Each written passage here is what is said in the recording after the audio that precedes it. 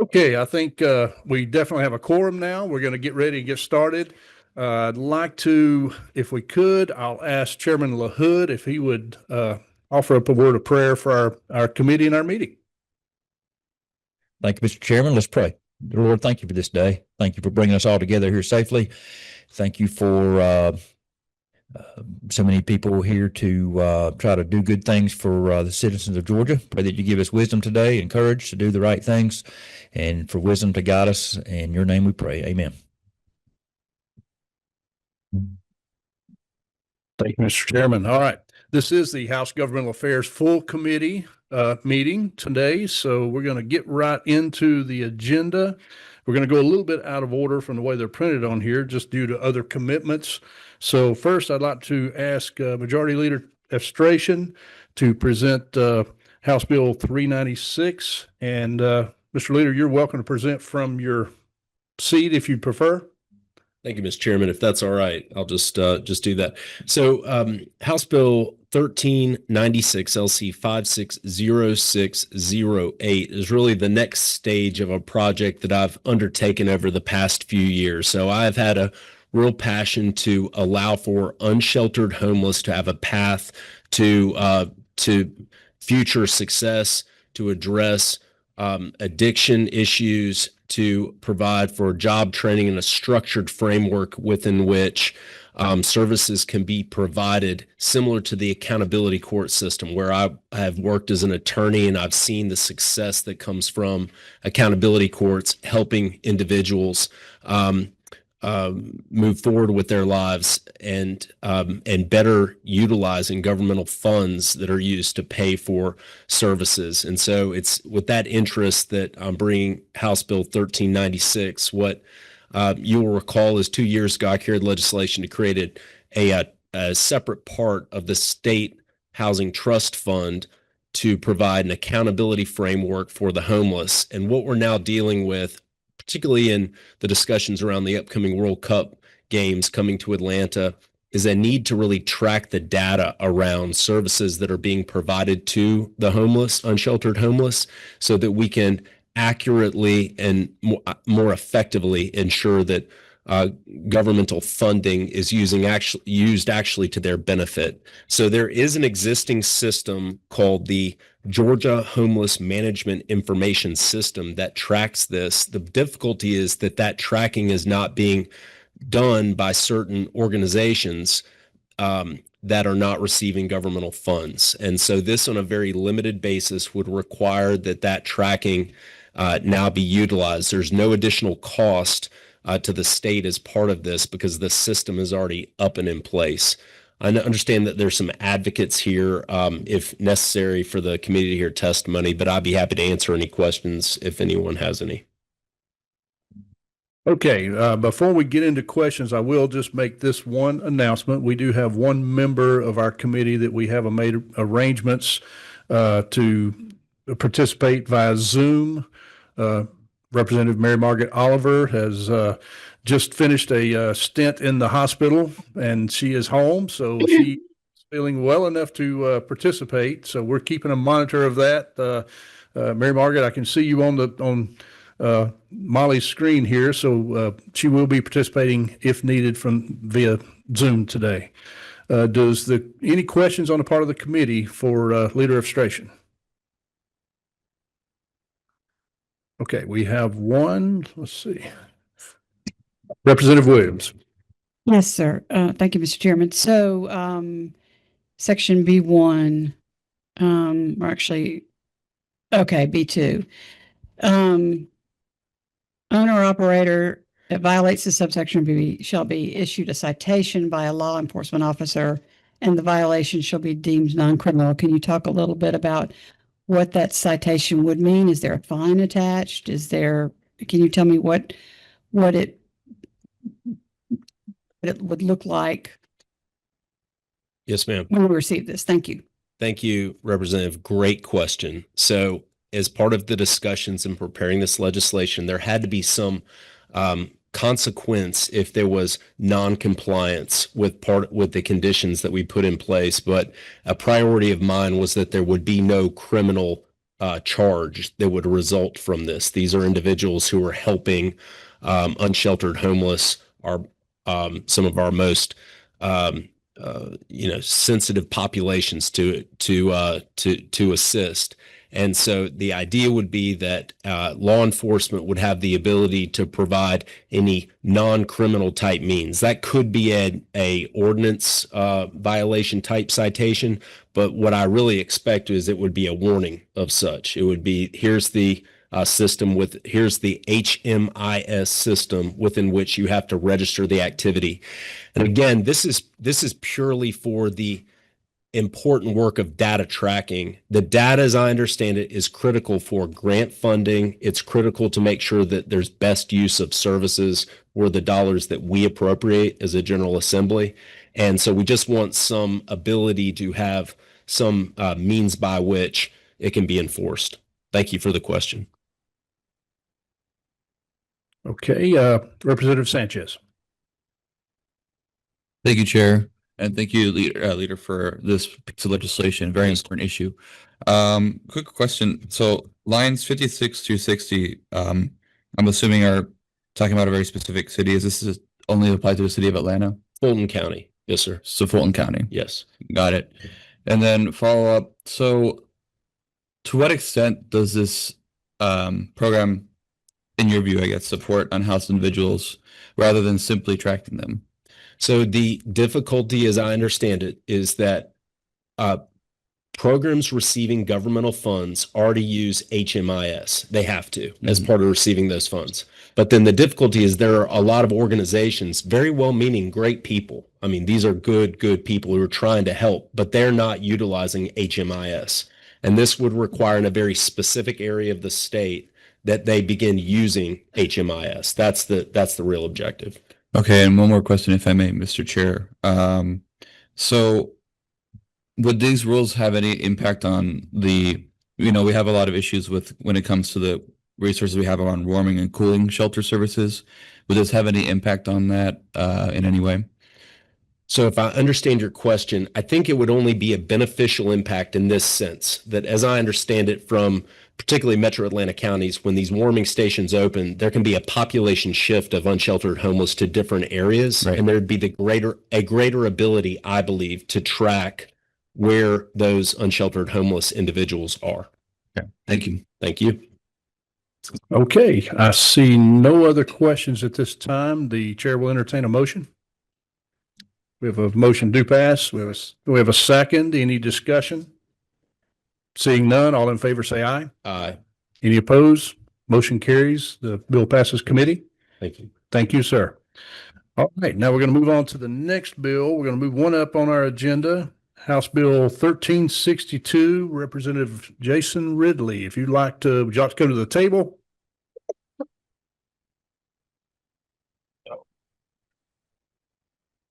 Your mic is active. You can proceed when you're ready. All right, thank you. I have House Bill 1362 LC 474055. And this is just a great governance bill. I've kind of started down this road in 23-24 session with House Bill 850. And I think we all just want everything to be fair. And so with that bill, what it said was if you were a family member of a legislative or executive branch, that you could not lobby or hold any state contracts, that kind of stuff. So that's kind of where this bill has kind of grown from. And this bill kind of does the same thing. So what it does is it basically says if you're a constitutional officer, you can't hold any state contracts while you're in office, and you can't be a candidate to run for office if you hold any state contracts. And I think that's just a good, fair, ethical bill. And that's pretty much what the bill does. Okay, thank you. Any questions on the part of the committee? Seeing none, we'll entertain a motion. A motion do pass. We have a second. Do we have any discussion? Yeah. Chairman Thomas.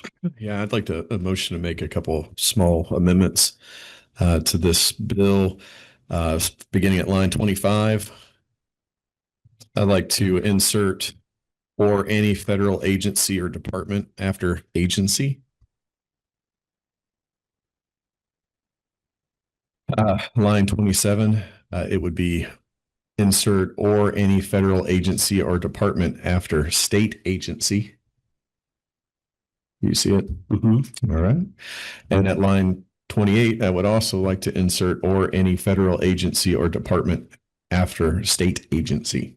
That would be all encompassing of the amendment that I offer. Okay, we have a motion to amend, adding those three sections to those three lines. Do we have a second on that motion? We have a second. Any discussion on the amendment? Seeing none, all in favor of the amendment, say aye. Aye. Any opposed? The amendment carries. Now we're back to the underlying bill as amended. No further discussion showing on the screen. All in favor of the bill, say aye. Aye. Any opposed? Bill carries. We're passed. Thank you. Thank you. Okay, now we're going to move on to House Bill 1166. Representative Herring, if you'll come to the, would you like the table? Okay, Thank you.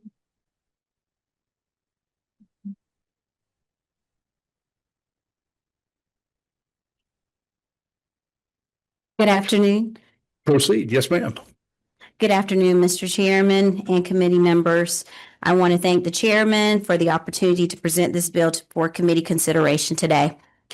The American dream of home ownership is quickly slipping away out of the hands of many Georgians. We are facing a dual crisis right now. We have skyrocketing costs that are hurting families, and we have a desperate lack of housing inventory.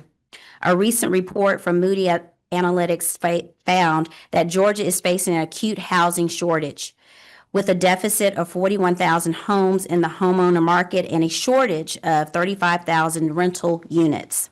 Simply put, we do not have enough homes in Georgia for our Georgians. This crisis is hurting those near and dear to me, which are veterans, seniors, first responders, educators, and so many others. That same Moody report highlighted that this housing crisis is most severe in the workforce rental market. The Georgia Association of Educators have pointed out that teachers in Georgia make around 26% less than many professionals with the same experience, and noted that long commutes are contributing to the teacher shortage. The crisis has become so severe that we are now seeing developers like Teachers Villages in Atlanta preparing to break ground just to provide educators with apartment units at below market rate.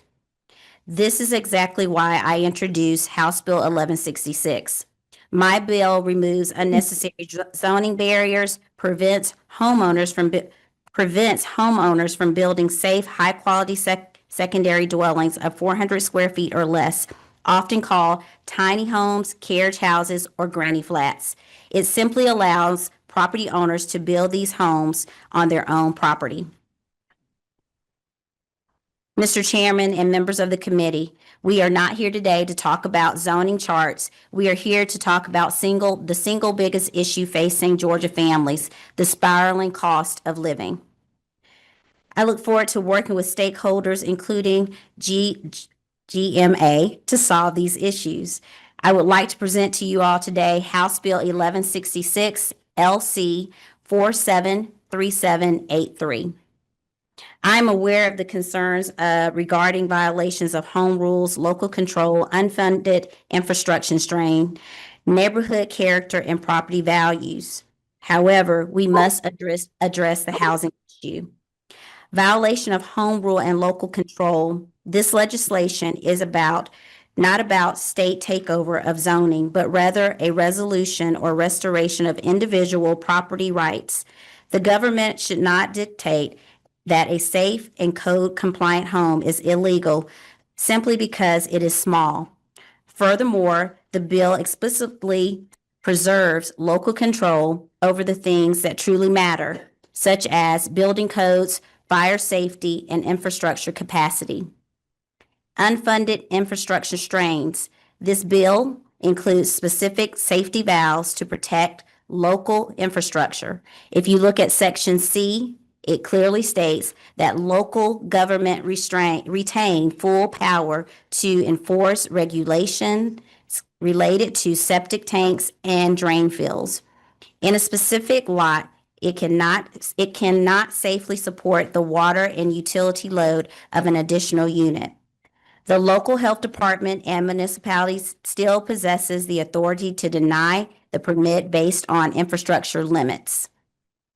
Neighborhood character and properties. This is also addressed in the bill. The legislation explicitly requires these dwellings to adhere to the state minimum standard codes. This ensures that structures are permanent, high quality, and safe, preventing creation of shanty towns. Additionally, the bill specifically protects local authority over designated historic districts. Real estate data consistently shows that adding an accessory dwelling unit to a property generally increases the overall appraisal value of the lot. Short-term rentals and institutional investors is another concern. This bill addresses the physical size and construction of the dwelling. It does not strip local government of the ability to regulate business operations, including short-term rentals. Municipalities remain completely free to pass ordinances requiring owner occupancy accessory dwelling units and placing limits on commercial short-term rentals within residential zones. Increase code enforcements and administrative burdens. By providing a legal and transparent pathways for small homes, this bill actually improves public safety. Currently, restrictive zoning forces many families to build unpermitted, unsafe structures. Legalizing these dwellings allows local governments to collect standard permitting fees, conduct proper safety inspections, and legally add new structures to their tax digest, which pays for the administrative costs and insight. With that, Mr. Chairman, I'll be happy to take questions. And also at the appropriate time, I would like to bring some speakers to the bill. Okay, thank you. We've got some speakers that have signed up for the bill. So if you've got, we'll get, when we get to that, we'll make sure we got your list covered. Representative Bazemore. Thank you, Mr. Chairman, and thank you to my friend and my colleague, Representative Herring. I so appreciate you bringing this bill. We have been dealing with this issue for many years. And I heard you mention GMA. I heard you mention the municipalities and different ordinances. And so my hope is that we can put forth this bill and correct some of the issues that we have with not having enough units on the market, and that we can allow individuals to be able to purchase homes and not just to usurp, as you were saying, the municipalities' codes and their home rule. But we have to do something. And I thank you again for doing this. As I sat on that study committee, we talked about everything that you mentioned, and it is so needed. Thank you. Okay, thank you. Now we're going to recognize via Zoom Representative Mary Margaret Oliver. Good afternoon, Chair. Thank you very much for recognizing me, and I assume I'm unmuted and you can hear me.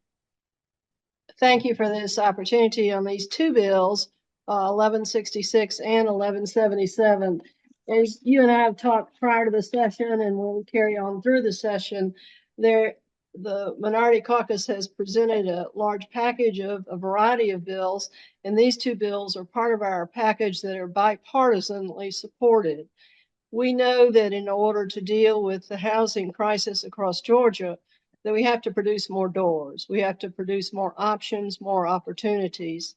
The benefit of and the controversy and the questions about accessible dwelling units, ADUs, or tiny homes plays out differently in every part of Georgia, but it is a concept that is being used in a lot of different ways in different cities and different communities to allow homeowners who own their property to build an ADU without an unnecessary and irrational zoning obstruction.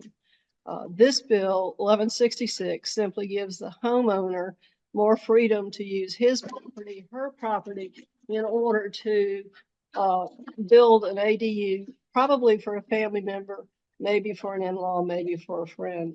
Thank you for the opportunity to discuss this bill, and I appreciate Representative Herring's leadership on this issue. Thank you. Thank you. Representative or Chairman Moptan. Thank you, Mr. Chairman. Thank you, Representative, for your bill. It's interesting. I've actually ran into a sort of similar issue with my county as it pertained to an accessory dwelling unit. I think these are ADUs. Is that correct? What we're talking about today? Yes. For my mother-in-law, who was widowed and then needed a place to live, so we were able to do that, and it did require some of these types of draconian zonings there. But on the other hand, I have to ask, because this is a much bigger picture, that was permitted by the county at that point. And so the question becomes this, and so I see that we are, and maybe this is a very legal question, I have no idea. So you are constructing the ADU, right?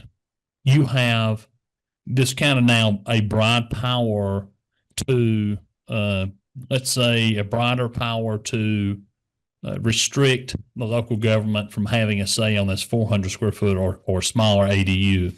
My question would be, is it in and of itself resellable, or is it truly an accessory, right? So is this something that has to be sold as a package with a home? Or is this something that could be, because I just want to make sure, maybe you can show me the language here where it says you couldn't just sell that in and of itself. Kind of walk me through that. Okay. So the thought process of the bill is that if you have, for example, your backyard, and you, as you stated, you wanted your mother or mother-in-law to live in that AUD, they could. And if you sell the home, that comes as part of the home. You can't just sell that piece of property with the tiny house. It comes along with your home. I had a triplex at one point, and I ended up putting a in-law suite on the back of my triplex, and I used it as a rental resource at that time. So when I sold the property, all of that was together. So it would not be something that would be sold separately. It would have to be sold along with the home. Is that what you're asking? It kind of, is that something, so I'm just making sure that in this bill, Mhm. I want to make sure that it's in the bill. So I guess I don't see where that kind of action could be prohibited, right? So I would imagine that I have a larger parcel, and then I'm shrinking that down to maybe just around the ADU. I'm creating an easement from the roadway to the ADU. And now, because of the zoning restrictions, it becomes in and of itself a dwelling because they can't regulate zoning on less than 400 square feet. Maybe I'm wrong, but I just don't see the prohibition on that kind of action. And I don't know that that's what you're looking to do or that's the intention there. Because again, I support this idea that families should live together. I think that's healthy. I think my children enjoy the short, brisk walk down to grandma's cottage, right? But I just want to make sure that if the compelling interest here is that, and it could be a renter, right? Could be that you have maybe a traveling nurse, right, who's looking for a home, or a police officer who's just starting out on his own, or whatever other circumstance in which a 400 square foot dwelling would be, would make sense.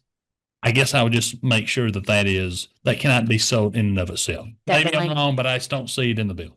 I understand what you're saying, and I agree. But the thought process, you're correct, on this bill is to make sure that we provide housing on our own property for an in-law suite, for a college student. I have college children myself. They're getting ready to graduate. They can't afford apartments. It's almost $2,000. So to be able to have that personal space that they can have right on our property, that is the thought process behind it. Or a traveling nurse, or a police officer. A lot of our community service workers can't afford housing right now. So what we're trying to do is come up with creative ways that they can have housing on properties that are already there. It could be family members or it could be rental property. But there are a couple of barriers that you can see on lines 39 through 43, where there are some guidelines for that. So, and walk me through that. What was those lines there? If you look at line 39, it says the ordinances and regulations related to properties or structures. It tells you what those are. Located in the area designated as historic districts. So all of that is here in the bill. So I hope I'm answering your question, but I do understand what your concerns are. Let me give you a hypothetical representative, and that is a person or a group of people, right, of Georgians who, having regularly owned a home, let's say here in Fulton County, Georgia, you have 3,000 or 4,000 ADUs that are built based on the permissive nature of this language here, right? Then a institutional investor comes in. They believe that with the right narrowing of such land lot and a great easement protecting the entry of a tenant from the roadway to the ADU, could that create its own new class of institutional investor owned single family residential detached home in which they become renting out to, people who would ordinarily have a person to person contact, right? So just imagine, we're imagining here that people are renting to other people, right? That a family rents to a person, or a family is renting to, this in-law or relative, or even permitting them to live there at no cost, right? And to be a tenant in that location. But I think you would want to have some protections that keeps these, as we have this broader conversation about institutional investors, that keeps these out of the hands of institutional investors who have been plaguing the communities around our state. And I guess I don't see those protections in this bill. Now, that's notwithstanding that it could be somewhere else in our code section, but I think those kinds of protections are what Georgians are expecting today as it relates to where we're going with housing in the state. Okay, thank you for Okay. that. Thank you. We're going to recognize now Chairman Saines. Thank you, and thank you to the author for sure the objective. I think we can all agree, and there definitely needs to be some solution to this affordability problem in terms of home ownership. Just to get a better idea of the implications of what's a pretty broad implication to local governments, is there another state that's implemented this or a similar measure just to look at in terms of what the end result would be? There have been some states, but I don't have the specific states that have done this. But I know that a lot of states are coming up with creative ways to have housing, because this is not just a Georgian problem. This is a problem across the country. So many states are coming up with creative ways to make sure they're providing housing for families in their states. But I can't give you specifics right now. Thank you.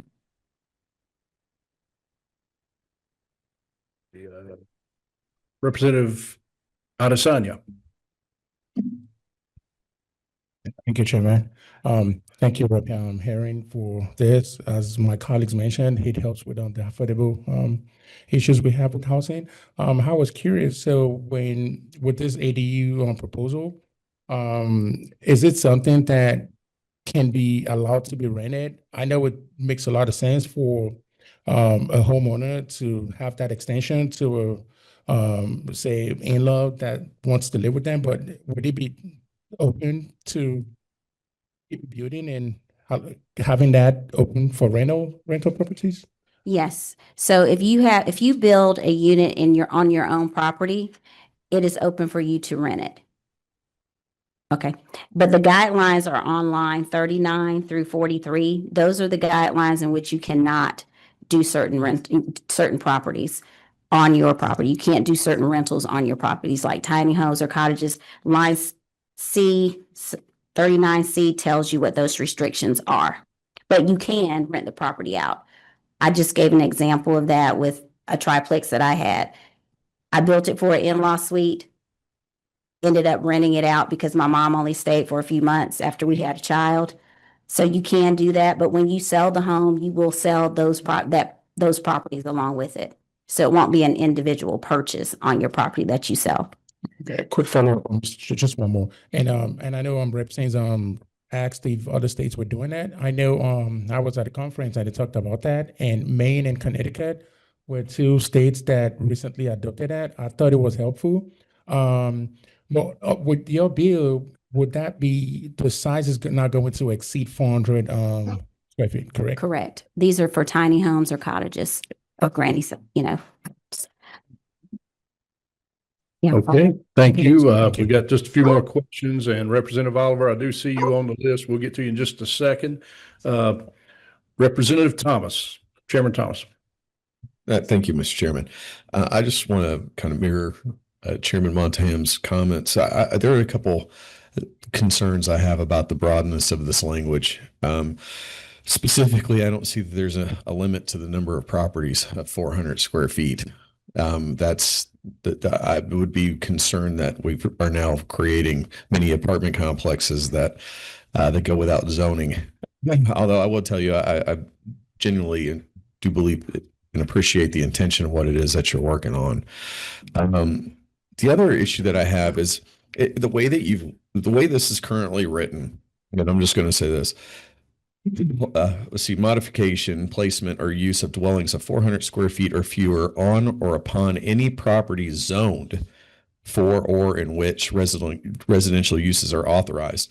That doesn't, to me, I don't read that to be my house. That could be any property. And that's where it's one thing if it's like, hey, I want to have a place for my mom to stay in retirement. It's another one just to say any residential property can pop one of these up. There's no limit to the amount of houses that you can put on it. And there's no limit to institutional investors, which I very much agree with my friend over there, has been very difficult for those of us in the metro area to have to deal with, who have taken the opportunity of home ownership away from single family buyers and instead turn them into proper revenue generating sources for our money to get sent out of state. So I think we got to do a little cleanup language here. I think the intent is good. I think I applaud you on that. I would say I think this is your first time presenting in governmental affairs. It Am I is. right? You've done a very good job. I just would suggest maybe we can tighten this language up a little bit. And otherwise, that's about all the comments I have at the moment. Thank you so much. No problem. The intent really is to start the conversation again about having more housing for Georgians and making sure that we come up with creative ways to do that. We have a lot of families now who are living in hotels, which is classified as homeless. And we have a lot of people who are working every single day to make sure that they can just make it. And affordability is what we've been talking about. So I appreciate you giving me that suggestion. Representative Sanchez. Thank you so much, Representative Herring, for this bill. I think this is an insanely important issue, so I really appreciate you bringing this forward. I do think this is a good piece of legislation. I think that we do need to have more housing options in general, right? And to the gentleman's question about institutional investors, I think there's two sides of the coin on this issue, and I believe yours addresses one side, and then there's that other side that hopefully can potentially be addressed in this committee. I know there's other pieces of legislation that are also addressing that issue that have gone through this committee, including for myself, Representative LA, and others. And so my question is really about, in regards to this legislation, are you, when it comes to the institutional investors, do you think that this would create a huge issue with that, where you could divide up the parcels, or is this more meant to be like an ADU kind of situation? It's more meant to be an ADU situation, and I'm sure we can look at the language and make sure that we address some of the concerns that have been brought forth in this committee today. Yeah, that'd be great. Thank you so much for this bill. Thank you. And we're going to go back to Zoom and recognize Representative Oliver. Thank you, Mr. Chairman. The issue of an easement or a property line changes the whole dynamic of this bill. Clearly, that is not going to be proper use of this bill. And when you talk about redrawing landlines, then you are opening up other kinds of options. This is for the single family owner who owns his own home and wants to expand on his own property. Not every city in my area, but several of the cities in DeKalb County are creatively looking at a variety of different housing options. We have to start exploring those options more thoughtfully and more fully. This is a good opportunity, Bill, to give the local cities, local counties, options for property owners. We can, and it is not a bill that I think would be used by investors. It's just too narrowly drawn. A tiny home on some cases is movable. You know, they're like trailers for some of the way they're built. But as we know, trailers, mobile homes, modular homes on wheels, all of those are licensed in a totally different way and don't own property. These ADUs relate directly to property owners.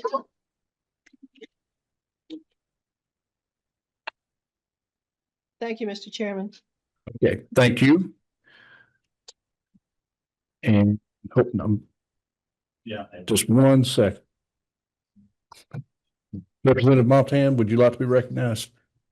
Just at the proper time, I'd like to make an amendment, but I don't know what posture the committee's in. Okay, we're not in a posture to accept an amendment yet. But at this moment, I see no more lights blinking on the screen. So we're going to move to our sign-up sheet and have some folks come and speak to the bill.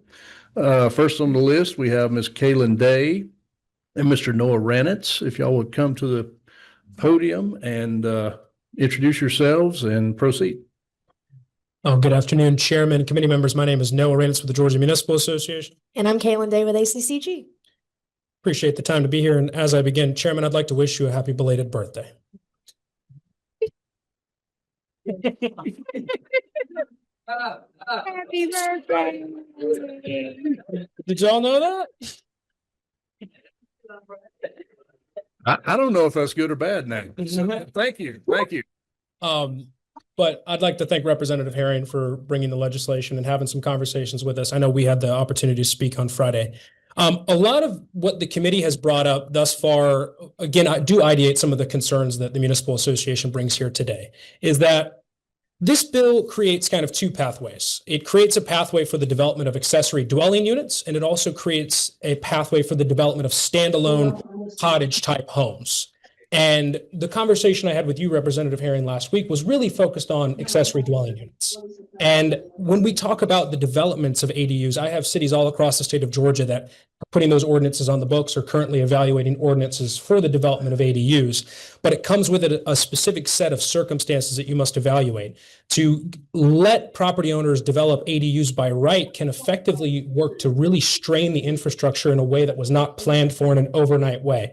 You do have good protections in this legislation as it relates to minimum building code, regulations around septic tanks that would go through DPH. But in a community of 100 homes, if overnight by right you could develop ADUs, you could have maybe 40, 30 ADUs developed in a year, and the strain on the water sewer capacity could reach such a level that the local government can no longer effectively serve that.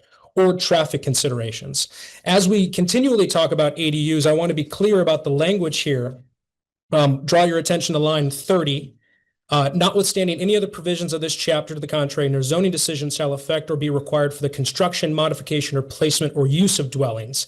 One of the really important things about the development of ADUs is where that's going to be accessed from, right? If it's going to be a rental property, how are those people going to be coming in and out of the home, right? Are you going to place that in the front of the house? Are you going to place that in the back of the house? If this is a live-in for maybe an in-law suite, maybe that's not as big of a consideration, right? Because they'll all be sharing the same living quarters in some sense, but we do have some consternation with that language.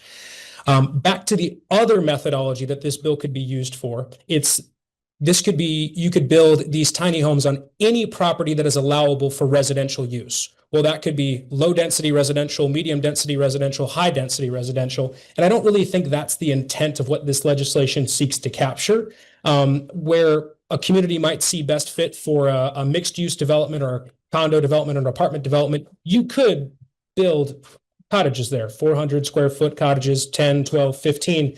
That may not be the highest and best use case for that property itself. So just one thing that that's one item that we wanted to see addressed in the legislation. So that kind of concludes my remarks. I'll share it to Kaylin and happy to stand for any questions. Yeah, thank you. I think Noah really hit the nail on the head with our shared concerns. Again, I commend the intent of this bill. It's just with zoning being so important to land use and managing our infrastructure, this is something that we couldn't go by without our membership having some heartburn over it. So I really look forward to the opportunities to look at other solutions for this bill. Thank you so much. Appreciate it. Okay, thank you very much. Next, we're going to invite Mr. Jeff Ledford to come up. And Mr. Ledford, if you'll come to the podium, introduce yourself and proceed with your remarks, please. Mr. Chairman, I too want to wish you that you had a wonderful birthday. I hope it was fantastic and the best ever. No, Jeff Ledford with the Georgia Realtors. And this is a subject that honestly we've been looking at for a long time. I've had discussions concerning this topic with everybody from AARP to Tiny Houses Atlanta to but on a national scale, this is something that there has been a lot of discussion. Representative Montahan, I know you had some concerns about subdividing the property and about the potential wild uses you could have. I think there's some easy fixes on that. Looks like you may have even thought of some. Looking at the look at your face, good. This is something, and I'd worked on a model policy very similar to this a couple years ago. This is something that can allow someone to age in place. This is something that is not just, I would say, something we need to look at solely for the purpose of housing affordability, though that does have a component. But this is something that can allow somebody like my mom to be able to continue living where she wants to live and be able to have someone nearby. To be able to have, I'm in Generation X, and Generation X is being known as the generation that's taking care of their parents and their adult children. This is a great way to have the kids that are trying to launch be able to launch. And it could be one in the same ADU. It could be used for one day and grandma, a kid one day and grandma the next. It is something that's very usable. And I would add, for any concern on, what this may add to the weight of the cities and the counties that are having to deal with this. You still have all the permits and fees that you normally get with anything else. And on top of that, this is going to add to the value of the home. So you should also be seeing a slight uptick in the property taxes you're collecting. So while I hate that they may have a little heartburn, I would love to see that someone like my mom, someone like my adult kids are not going to have the heartburn and may be able to have a little bit simpler path on how they want to live out the remaining years. So we would highly recommend a do pass on this bill. And I'd be happy to take any questions. All right, thank you. Next, we have Mr. Austin Hackney with the Georgia Home Builder Association. Mr. Hackney, same instructions. If you'll just introduce yourself and proceed. Thank you, Mr. Chairman and members of the committee. Thank you, Representative Herring, for bringing this bill forward. My name's Austin Hackney with the Home Builders Association of Georgia, and up here today to support the bill in front of you.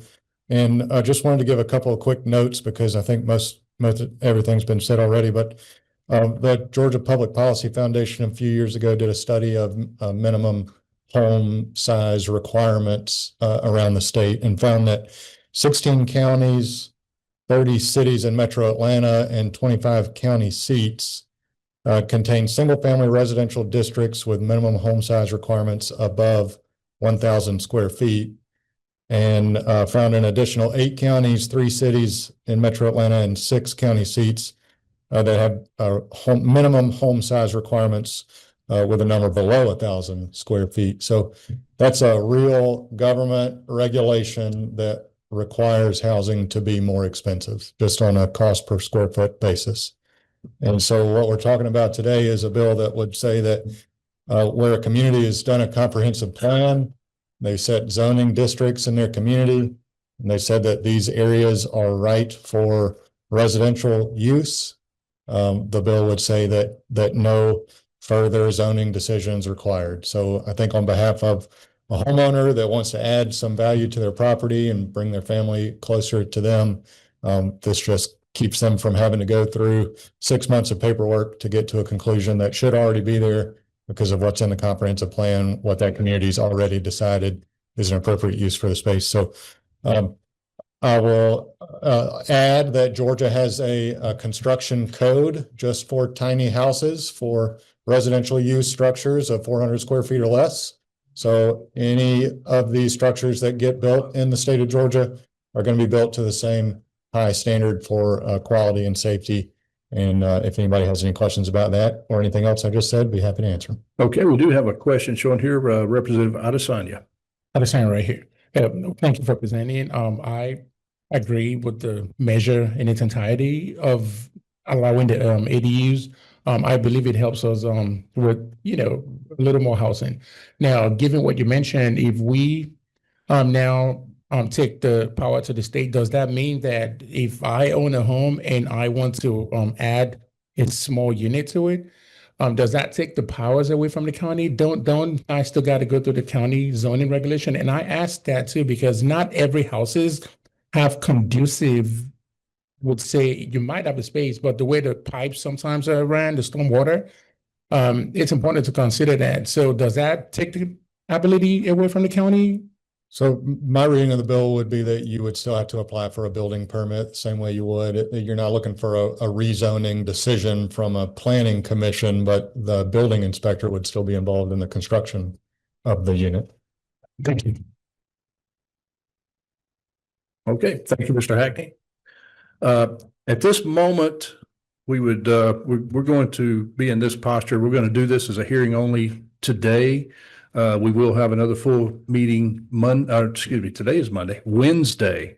And I would request the author, if you could, just get with Representative Montahan, Thomas, any of the folks here that have had comments and that sort of thing. Let's see if we can get some language in here. I think we are all in agreement that this is a good first draft, and we'd like to see something that we can get through. So Thank you, Mr. Chairman. thank you. Thank you very much. All right, now we're going to move on to House Bill 1177 and invite Representative Al Williams to come to the table, sir. Would be the finest bill of this session. My expectations are high. So I don't know if happy birthday will do it, but this is in the words of the Silver Fox, former Senator Kidd from Millersville, this little old bill won't hurt nobody. This LC 473782.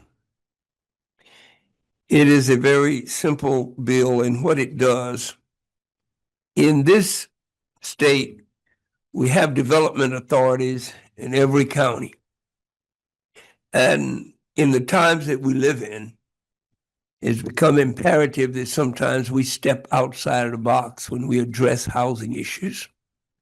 All this bill does, and not all development authorities are constitutionally created, but all this bill does is gives any development authority that so desires the opportunity to deal with and get involved in from very close up workforce housing.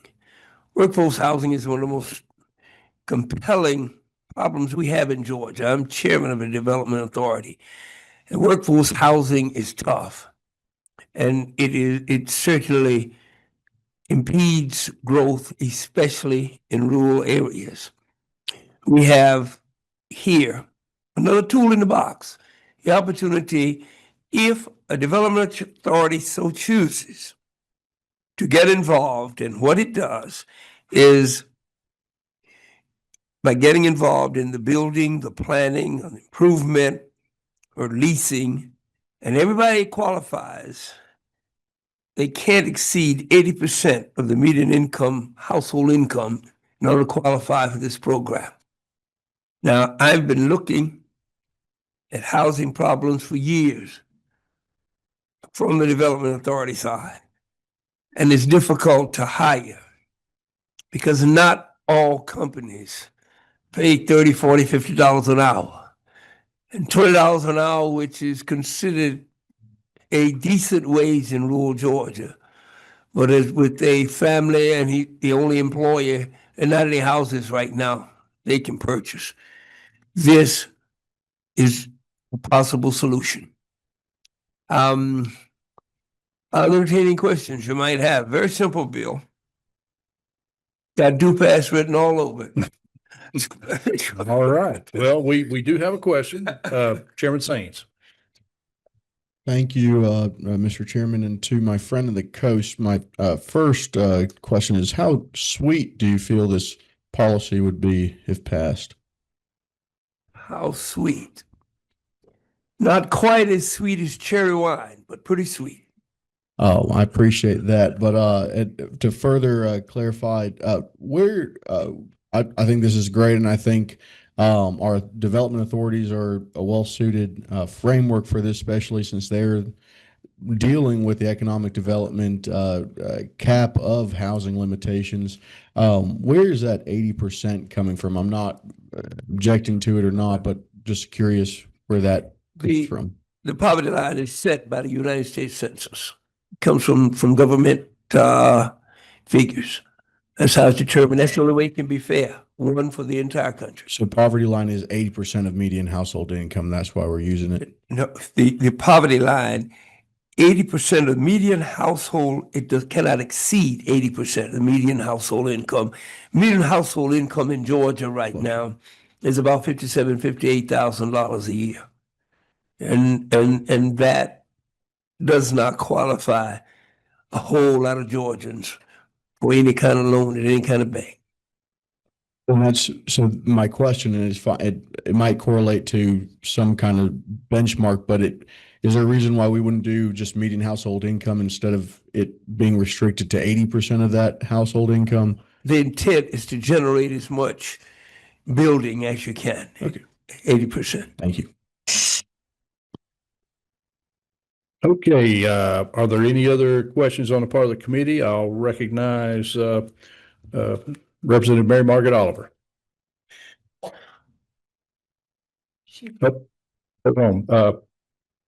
Okay, we're trying to get you unmuted. I think I'm good now. Sorry, There you sir. go. Yes. Thank you again for hearing this good bill about expanding housing options across Georgia, whether you're DeKalb County or Liberty County. I have been talking with development authorities in different sizes in different parts of the state about whether or not they think now they can build single family home projects. And I get a variety of answers. Liberty County and Putnam County, which is having a dispute right now about this kind of issue, both are constitutional development authorities, meaning that they have a different kind of set of powers than statutes. So they do have the legislative powers. Others aren't sure. But I think we should give specifically the power to do lower income housing projects through development authorities if the development authority wants to do it. The 80% of AMI, Chairman Saines, does come from a lot of different way housing affordability issues are defined through LIHTC programs or MARTA type or other kind of low income housing availability is frequently defined by an 80% AMI measurement. It's a consistent measurement. Thank you, Mr. Chairman. This clarifies for those development authorities that have a need, and most communities do, for affordable housing, to use their powers to develop a project if they wish to. And it clarifies the dispute that's going on in Putnam County right now, where they're having kind of an internal war about that power assignment. And this helps them, I think, also. Thank you, Mr. Chair. Okay, thank you, Chairman Montan. Thank you, Mr. Chairman. I have a question, I think, for the author, trying to understand a little bit about what your bill does. So this would, I guess the impetus of this would be for construction projects for affordable housing, you could use a development authority. So a development authority that is duly granted power by the General Assembly. So a lot of times that's through local legislation. You create a development authority, you give it powers. That would be the body that's authorizing these development projects, right? Right. So the question I have is, in that authority, they can use bonds, right? That's correct. So if, and I know that prior to 1977 or 78, the General Assembly allowed for the self-bonding of some of these authorities. I believe that the city of Atlanta and others cities who at that time had imagined these development authorities of that period, they can take out those bonds by the vote of the committee, right?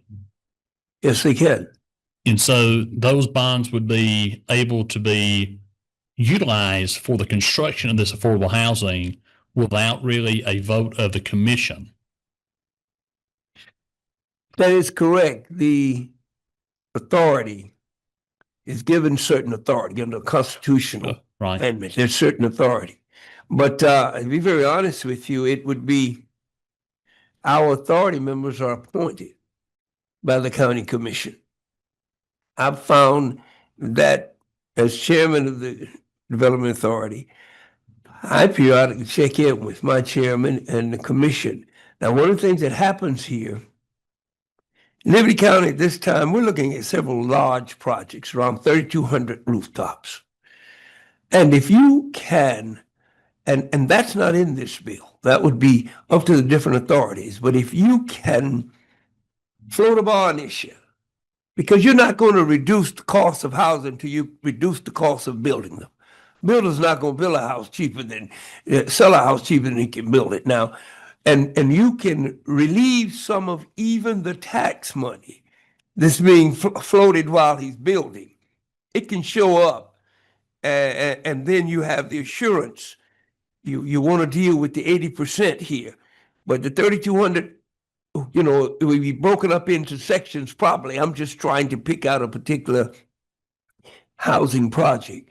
But there's so many opportunities. But what it does, it gives housing authorities, if they so choose, there is nothing mandated in here.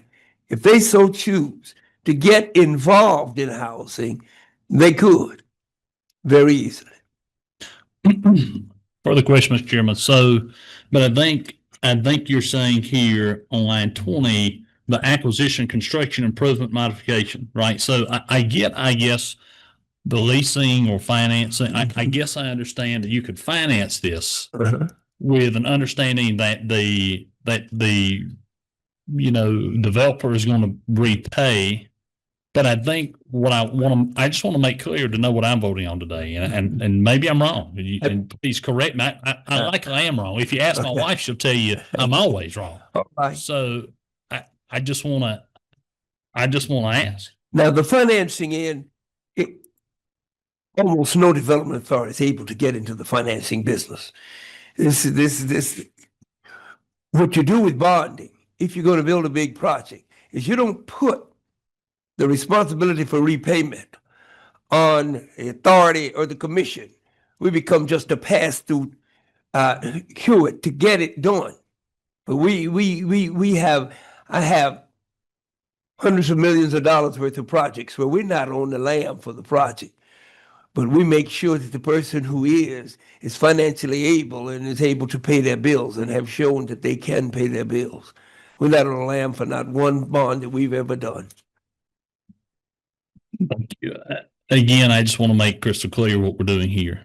And I don't have the preceding subparagraph to understand in what context this is happening. And so maybe that is why I'm so out of loop here.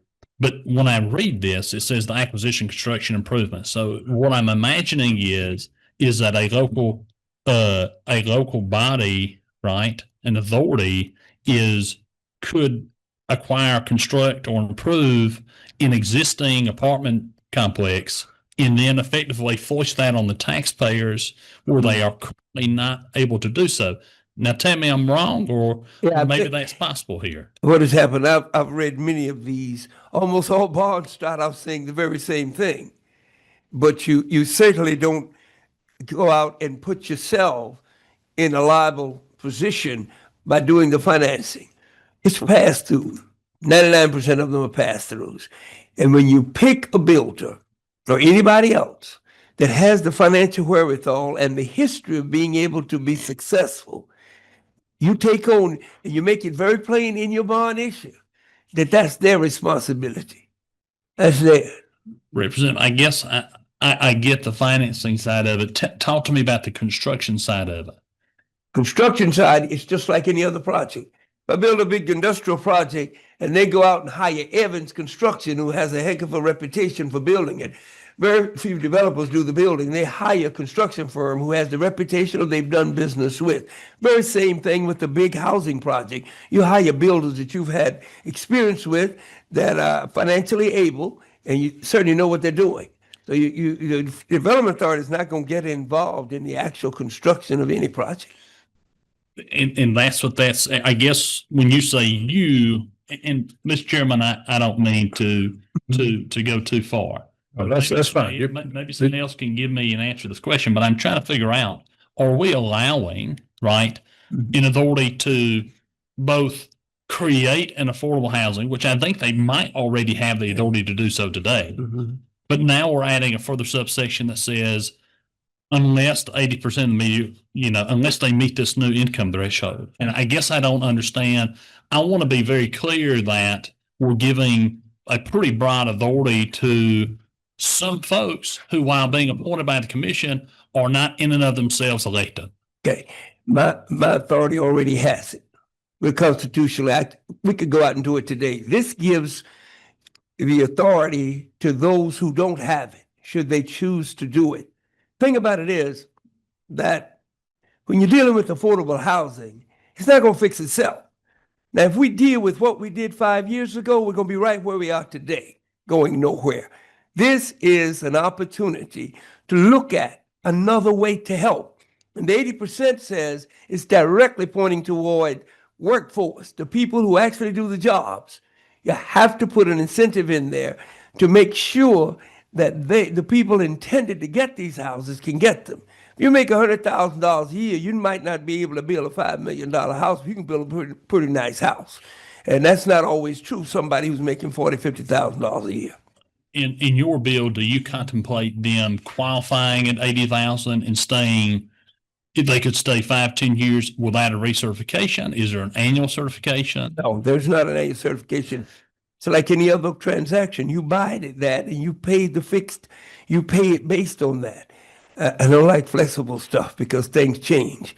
If it's an 80%, you're qualifying 80% of the median income as it is established today. That's where you are. And if you continue 5 years from now, that median income might have gone up some. And so that changes there, but it won't change the purchase at this given day. If somebody purchases this house and they're making this threshold and then they, end up getting their master's degree and PhD and they're still there, I think the idea is that they could probably afford, right? We'll call it the Mandami effect. Well, I ain't in the business of punishing success. I would certainly hope to get a PhD and make it a whole lot of money, but it would be very, very difficult if you to project that if you do good and you're successful, we're gonna come in and punish you and make you pay more. That's punitive, and I think we're dealing with where you are now, hoping that you certainly can do better.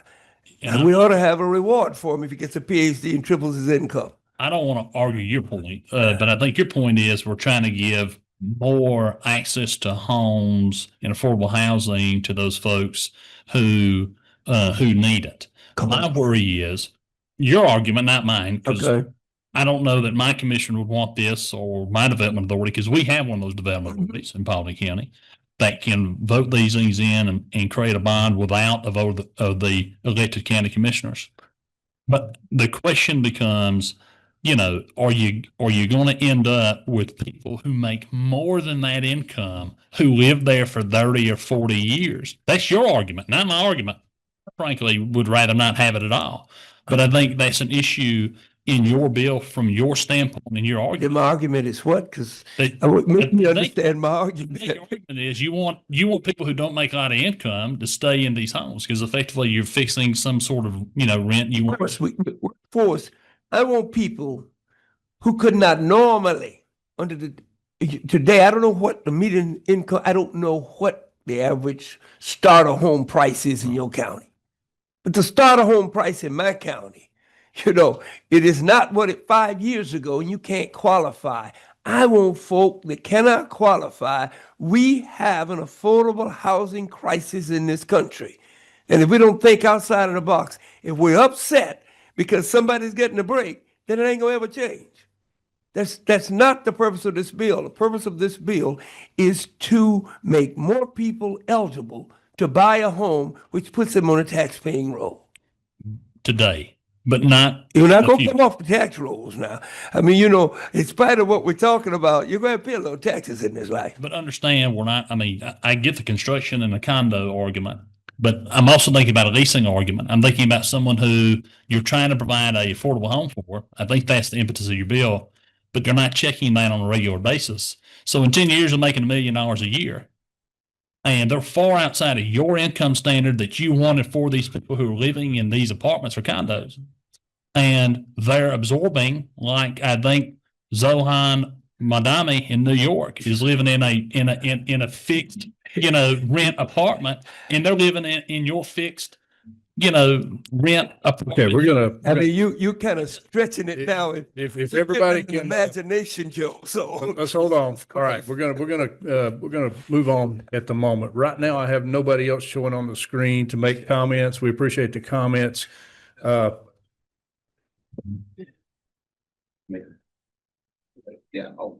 Representative Sanchez. I'd like to make a motion to pass. Okay, we have a motion to pass. Do we have a second? We have a motion and a second. We're in discussion. Let's see. President Montan. I'll forgive that, Mr. Chairman. Thank you. Please forgive me. If the author is amenable to what I think would be a friendly amendment, and I'll recant it. I think I'd be supportive of the bill either way, but I'd like to propose on line 26, after the word exceed, before the number 80, to modify that from there to strike out 80% and put 100% of area median income, then to continue with the word of. Then to continue with the word of the county in line 27. This is the premise of that, and I'm using Camden County, which has a pretty above average household income because of the military. That is a $72,000 a year household income. They would likely be approved for a home of around 227 to 300,000. That's still far below the average market rate of a 2026 new build. So it's still going to the premise of incentivizing workforce housing, but not having as much of a limitation as that 80% standard might have, just to bump that up a little bit, given the cost of new builds. But if you, I don't have a problem with 100%. I'd rather the 80, but I think to achieve something for some folk who normally would not be able to build a home, I'm fine with that. So I'm going to put that as a motion. I'll see if it's seconded or not. We have a motion for an amendment. Can you please restate the amendment? Sure. On line 26, strike out 80% and place 100%. Okay, now if in my hearing of your original motion, you had the word area median income in there. Is that? Mr. Chairman, I got the term area median income because that's what HUD uses. I'm guessing Legislative Council has verified median annual household income, though I have not seen that. Happy birthday.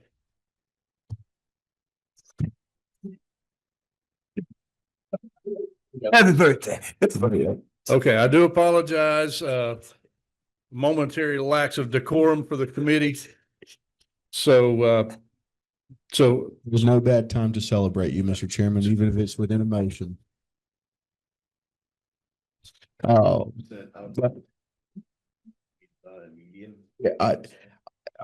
I would refrain from changing too much. I know area median income is within a lot of the federal programs. I don't know if that's worth paralleling, but for the purposes of the bill, I think the intent is clear, is to just strike out 80% and put 100%. Okay, so the motion is to amend the language on line 26, striking out 80% and replacing it with 100%. Do we have a second? We have a second. Any discussion on the motion? All right, seeing none, we'll take a vote on the motion. All in favor, say aye. Any opposed? Okay, in the opinion of the chair, the motion passes. Sorry, the motion for the amendment passes. Thank you. Now we'd like to recognize Chairman Thomas. I just kind of want to mirror my friend Chairman Montaham's comment. I got a little bit of concern about the term without the context of what else is behind it. The acquisition, construction, improvement, modification, leasing, and development authorities getting involved in those particular aspects. I'm fine with them supporting financing, which is kind of what you're talking about, right? Like pass-through finance. But I don't know if I necessarily am overly in love with the idea of giving people that really aren't in the construction business the ability to hire construction companies. They don't know how to vet these companies. They don't really have the experience in doing that. This is, if I might. Yeah, absolutely, please. This is the language of most bills that come through the development authority. Now, if you think your development authority is going to abuse it, then you need to change your development authority, because the development authorities don't appoint themselves. They're appointed by elected officials. And all I'm saying is, this is something that can already be done by constitutional. This gives everybody the opt-in. It doesn't say folk are going to run and start doing it. I just think that we've proven that we don't have much from a state standpoint we can do about affordable housing. And this directly impacts the cost of a house. And that's the reason why I would say I tend to lean a little bit more towards the financing piece of it than the giving just blanket ability for any development authority just to be able to start doing construction on property. I'm not going to make an amendment on it.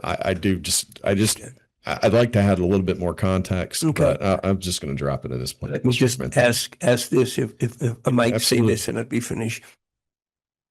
These construction companies, I can speak for mine. We do $100 million projects all the time, and we've never built one. And we're not going to start building them. That's not what we do. But we go out and find the best who can financially support, and they build. But any development authority gets into the building business is not long for this world. But the major difference between a private enterprise and government is private enterprise. If it messes up, it goes out of business.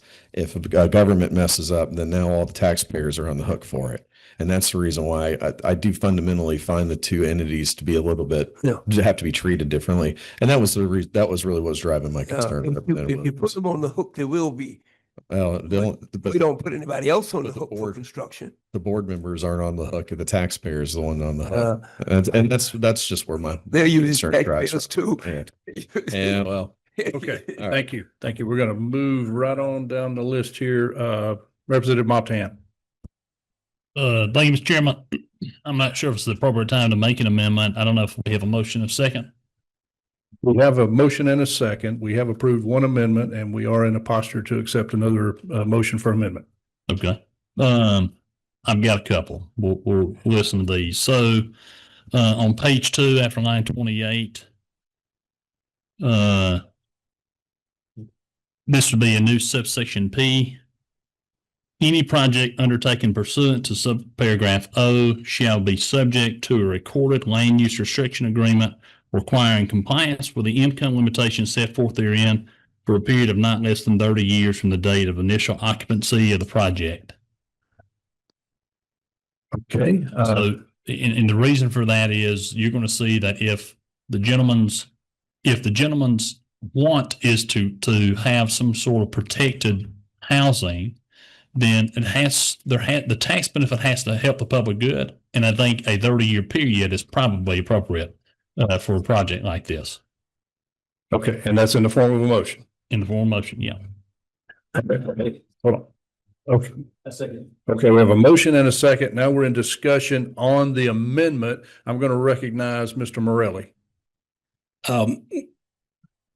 Not to go to the substance of the amendment, but it's going to have to not go into a subsection P, because this section we're amending is a definitional section. So putting it in P would not work. It's either going to have to go in O, or we're going to have to significantly rework the bill to add a substantive code section in this chapter. Okay. Then I'm happy to create a new section there. Mr. Morelli, is that amenable to you? We're gonna have some compliance. We're gonna add some compliance here. Would you like that as a new section? Okay. Okay, we have a motion on the amendment that was seconded. We're in discussion of that. Would you like to withdraw or amend your proposed amendment? If so, we'll need to withdraw the second. Well, I've got to ask the questions of our attorney here, and that is, the issue was that I said to create a new subsection. Is that correct? Is that correct? If I were to say just add a new subparagraph, is that amenable to it? Adding P or no? It has to either be. I'm trying to make it easy because I know you're going to have the draft on. It has to be part of O, or we have to add a new section to the bill, creating a new substantive code section provision in the bill. That would amend the whole chart. That would amend the chapter. Okay, so let's just continue from the period on line 20, or after the period on line 28. I think that's probably the best place to put it in. Under that, it should be any project undertaken pursuant to this subparagraph shall be subject to a recorded land use restriction agreement requiring compliance with the income limitations set forth therein for a period of not less than 30 years from the date of the initial occupancy of the project.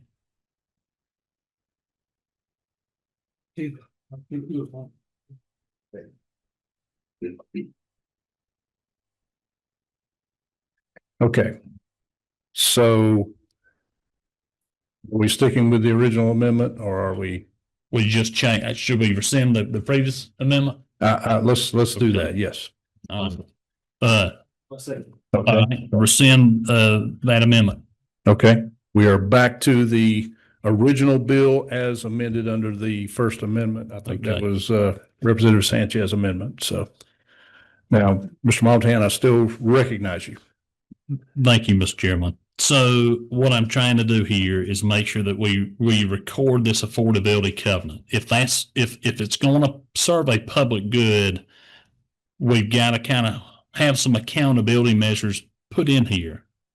That is, after the period on line 28, any project undertaken pursuant to this subparagraph shall be subject to a recorded land use restriction agreement requiring compliance with the income limitations set forth therein for a period of not less than 30 years from the date of initial occupancy of the project.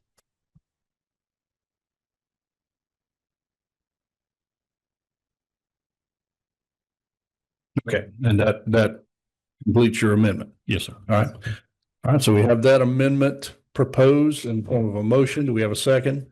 We have a second. We're in discussion on that amendment. We've got two. I want to recognize Representative Sanchez first. Thank you, Chair. I'm not sure if this amendment would work with what is trying to be done with this piece of legislation. So for that reason, I'd like to withdraw my motion to do pass. And that way we can work on this on offline and work on it on a later meeting. Okay, before we can entertain that, we're going to have to deal with this motion. Thank you. Okay. We've got a couple of things here, Representative Oliver, but before we do that, I'm going to recognize Ledge Council's Mr. Morelli. I'm going to need that language repeated a few more times or significantly slower. You and me both. Let's see. Let me go back to it. So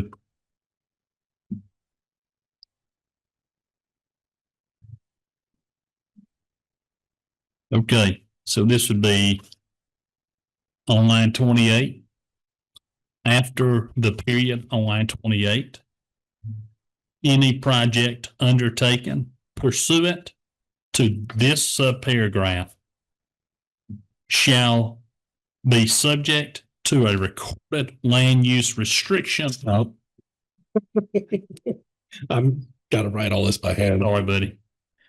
And I might could text it to you if that makes things. It would make it significantly easier for me if the committee I've understands. got it written down. If the committee understands, we can move forward. I'll Yes. send this to you. How about that? Works for me if it works for the Okay. committee. So we'll take up the motion, if that's okay, Mr. Chairman, and I'll submit this by email if it is the will of the committee to accept such amendment. Okay. So we have the motion. It is seconded. We're in the discussion phase. I've got, I'd like to recognize Representative Oliver. Representative Oliver, I think we still have you muted. Hold on. I apologize, Mr. Chair, for not being able to follow this as well from afar. It seems that the purpose of the amendment is to kill any opportunity for a person to stay in their house 30 years. That's I right. mean, if you're going to force somebody to sell their house after 10 years, it kind of defeats the whole project. I'm not focused on rent control in New York City or the mayor of New York. I'm more focused on the real world of Georgia. And we have to provide more doors for people within the discretion and the good judgment of our development authorities. I would like to see the bill move forward, but with an amendment that forces somebody to sell their house as soon as they make more than $100,000 or a 30-year restriction on a piece of property, I'm confused about the real intent.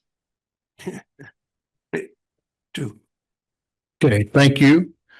Representative Thomas, Chairman Thomas. Thank you. And I very much understand where you're coming from on this one. I'm concerned that we're not going to be able to get there with the way that we've got this constructed right now. If there's any possibility, maybe we can either continue to work on that or, as it moves through the process, I would appreciate that. Just going to put that 2 cents out there. I think Stuart could probably, with his genius abilities of his, probably can work what it is you're trying to do, but I don't know if we're going to do it on the fly today. Is the only statement I have. Okay, thank you. Representative Mary Frances Williams. Thank you, Mr. Chairman. So in looking at the preceding code sections, which are basically the definitions of the development authority, and it seems to me that that adding this amendment that's been proposed would possibly be in conflict with the definition in the law already of development authority and their powers. I think it conflicts with current language in the preceding section, which defines development authorities and their powers. Can Ledge Council confirm that?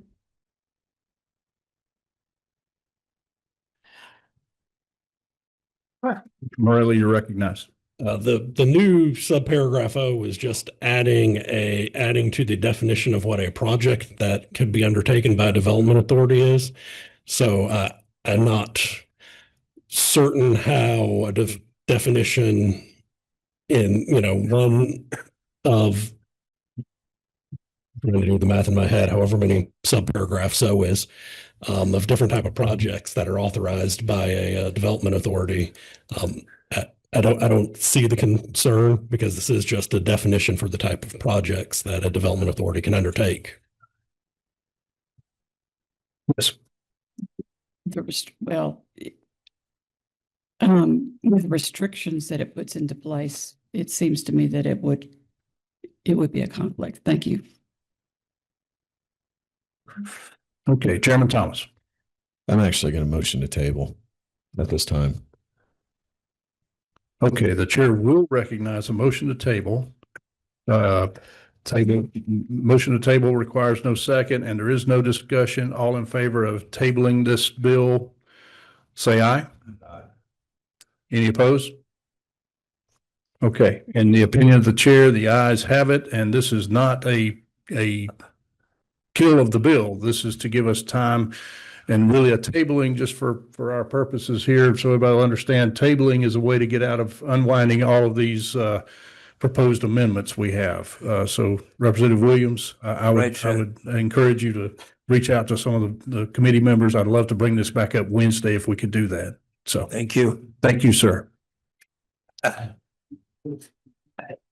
Okay. Next, we'll have Chairman Alan Powell to present House Resolution 1348.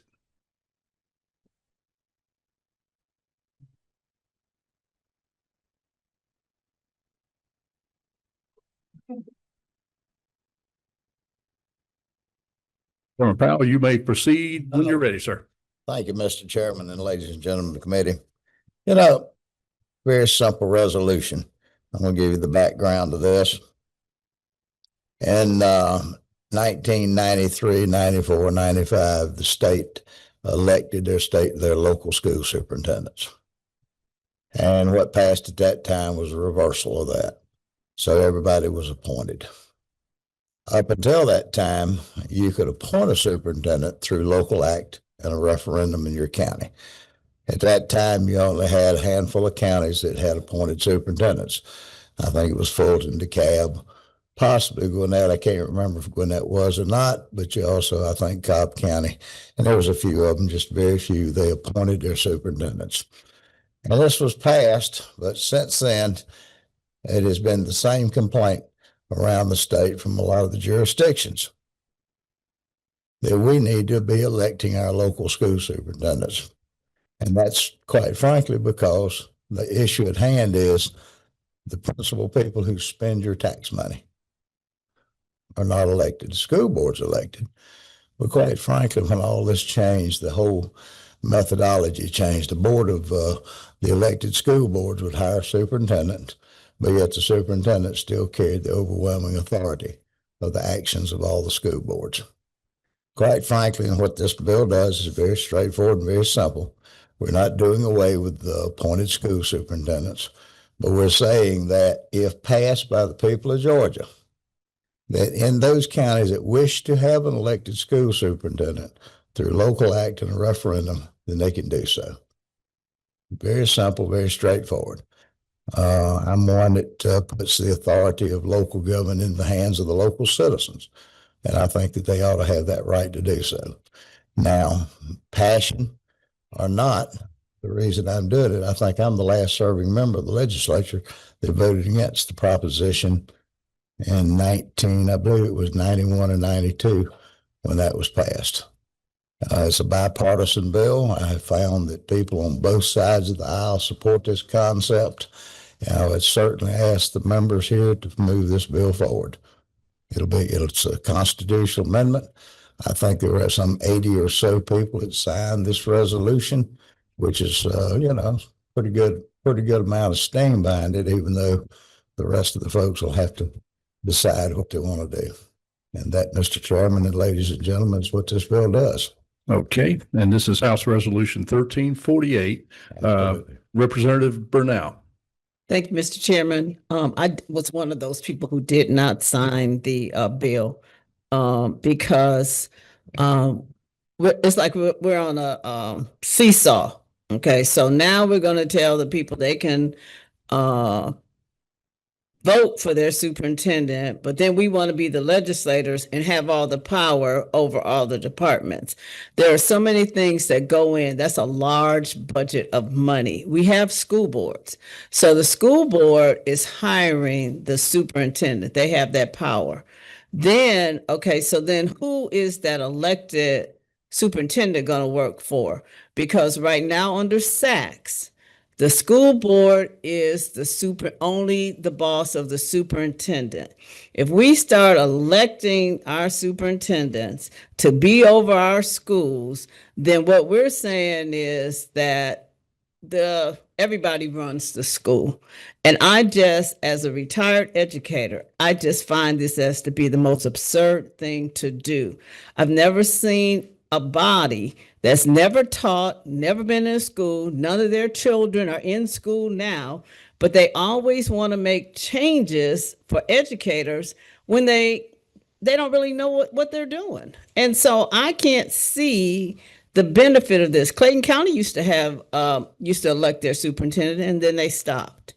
As a person who has worked for 7 superintendents very closely, I just don't see why we would put this on as a constitutional amendment for people to decide. There are more important things that we could do that would have a positive impact, like give the schools the money they need, since we know that the money that is there is 20 years old. So I don't understand why you think that this would be a good idea. If I may answer that. I hope you do. If I might make a point or two, we're not doing away with the school boards. They're still elected. Superintendent will be elected. Okay, but if I'm elected and you're elected, you're going to be over me, because elected officials can't be over other elected officials. Functions are described in law. You have a school board and you would have a superintendent, and this is only in counties that wish this to put, if it's put before them, and it would have to be through a normal system of the process. That a legislator, if he has a support, he or she has a support, then they can propose it, and it would be on the ballot for the locals to make a decision. Now, where you come from, maybe y'all don't want an elected school superintendent. That's certainly the folks there. But in the case of home rule, then this means a lot to a lot of the other jurisdictions in this state. That a lot of them want to, they want to elect their school superintendent. What's the percentage of those that want to elect? Could not tell you. Okay, so why would we vote on something, make it a constitutional amendment, when we haven't done the research to find out who? Because to me, this is just another way to destroy public education, which seems to be the goal. But I don't see, you don't have any research that you can't tell me that out of all of our counties, out of all our school districts, the percentage that would like to have this. Well, my research is done, by the way, the old-fashioned way. It's from people I listen to in my district. But that's a limited amount of people. It means a lot in my district because I represent those 3 counties. But we're here to represent the whole state of Georgia. Well, then you don't have to put it on the ballot. Your jurisdiction, I don't know what your delegation rules are, but it goes through a system. And the system is that if you put it on, then it's got to be voted on by the public to change it this way. I would also like to remind the good lady that school taxes today are at about 2/3 across the state. In some cases, more than that on ad valorem tax, which has prompted all of this discussion about realignment of taxation and such as that. So, I put my faith in the public. People who are voting for the folks that represent them, or the folks that run the schools, or the folks that enforce the law, they have a right to vote for those. By that way of train of thinking that you're thinking about, then the sheriff, maybe that sheriff needs to be appointed, or maybe that clerk of court, or the probate judge, or the tax commissioner. I put faith in the public to decide if they want this right, give them the right to do this. And if they don't, then they won't do it. Okay, we're going to I'm gonna let you go, and I've already voiced my opinion. Thank you. Thank you. All right, Representative Sanchez. Thank you, Chair, and thank you for this bill. I was one of the people who did sign on it, so I appreciate it. I do think concerns are valid, but I also want to say that regardless, let me get back to the point in the question. In regards to electing, if we do end up electing the superintendent, does that mean the superintendent has to live in the school district? They would. They have to be a member of a citizen in that jurisdiction. The same way all other elected officials are elected. They have a residency requirement, and they also have the requirements is whatever set forth by the legislature. Got it. Okay. And the second question, will the terms just remain the same as they already are right now, or how would that work? It'd be a 4-year term. 4-year term. Okay. Thank you. Yes. Okay. Representative Bazemore. Thank you, Mr. Chairman. Thank you for bringing the bill, my colleague. Just quick question. I think you answered it already, but is this an opt-in? Like, it's not going to affect everybody across the whole state? They would have to agree? Right now, the state constitution says that school superintendents were appointed by their boards. This changes that to say that you'll have that appointed school superintendent unless the will of the legislative delegation and the citizens of that county decides that they want to have an elected school superintendent. Right. But this is a constitutional amendment, you said. Yes. Right? So once it goes into effect, that's my question. Does it say that individuals in whatever county or whatever municipality can opt in or not? Well, you opt in, opt out by virtue of whether your legislative delegation introduces a bill and it's put on the ballot to be voted on by the citizens. We can't do this in a constitutional amendment. We can't just say we're going to have an appointed school superintendent. The only thing a delegation can do is propose a local bill to be voted on by the people of that community. Thank you. Thank you. Okay, Chairman Gullett. Thank you. You remind me how many people signed this bill? How many members? It was a bipartisan signatory list, and I think it was a little over 80, maybe. Yeah. I think it's a great bill. I've supported it in past. To say, it's to erode school systems or to tank school systems or whatever the wording was it's just not fair. My school district, 71% my tax digest, 71% of the money I get taxed on for my home is through the school district. And I have a good school superintendent now, but any questions I ever ask of the school board, primarily they go back to the school superintendent who is not elected. And I think it's important that they have accountability, especially with that much money coming in from the property taxes, especially when that many students with parents having a say back in the school. So I appreciate the bill, and at the appropriate time, I'd like to make the motion. Okay, we want to recognize Representative Burnell. Thank you, Mr. Chairman. In your bill, just based on what the gentleman just asked, schools do have a large budget. It's one of your largest budgets in your county. I understand that. But who's going to be in charge of who? I still ask that question because under SACS, which all the schools are governed under, are we going to go back now and change the rules under SACS? Because under SACS, the school board is the boss of only the superintendent. And so if I get mad at my current superintendent, I do have his statement, I'm going to send it to you.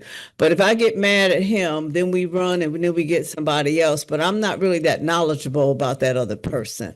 So while you were saying that it takes emotion out of it, are we changing that part? Because even I'm talking about for the ones that decide that's something they want to do. Are we now saying that the superintendent and the board are on equal footing now? Because under SACS, the only boss that the board has is the superintendent. The board can't tell. When I worked for the school, they couldn't come tell me what to do.